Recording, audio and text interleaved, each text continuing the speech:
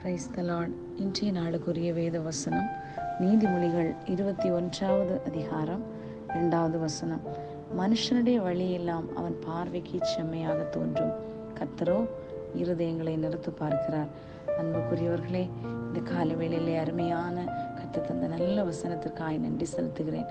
விசேஷமாக எவ்வளோ ஒரு அருமையான ஒரு நீதிமொழிகளை குறித்த சாலமன் எழுதிய அந்த நீதிமொழிகளிலே சொல்லப்பட்டிருக்கிறது.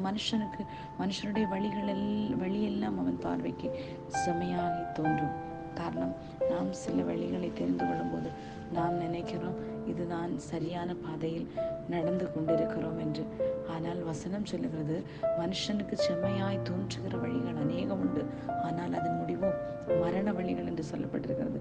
காரணம், நம்முடைய பாதையிலே இயேசுனுடைய வெளிச்சம் இல்லை என்றால், கிறிஸ்துவாகிய இயேசு உங்களில் பிரகாசிக்கவில்லை என்றால், இன்றைக்கும் நாம் இருளிலே வாழ்ந்து கொண்டிருக்கிறோம்.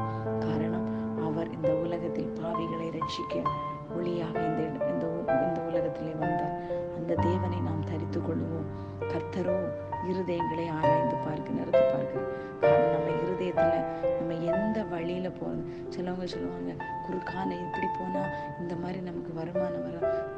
அதில் நீங்க என்ன காரியங்களை செய்தாலும் அவற்றை கேளுங்க, அப்பா நான் இதை தொடரலாமா, இதை பண்ணலாமா, அவர் கையில கொடுங்க. அவர் உங்களுக்கு ஞானத்தை கற்றுக் கொடுப்பார். அவர் உங்களுடைய இருதயத்திலே பேசுவார். மகனே, இதை செய்யலாம் என்று நமக்கு பெர்மிஷன் கொடுத்த பிறகு நீங்க பண்ணுங்க.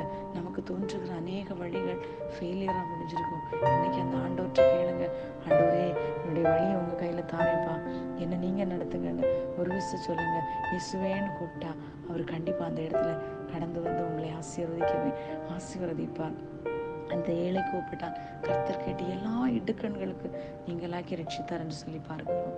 அவரை கூப்பிடுவோம், இடுக்கண்களிலிருந்து நீங்களாக்கி விடுவிக்கப்படுவோம். கர்த்தரே இருதயங்களை நிறுத்து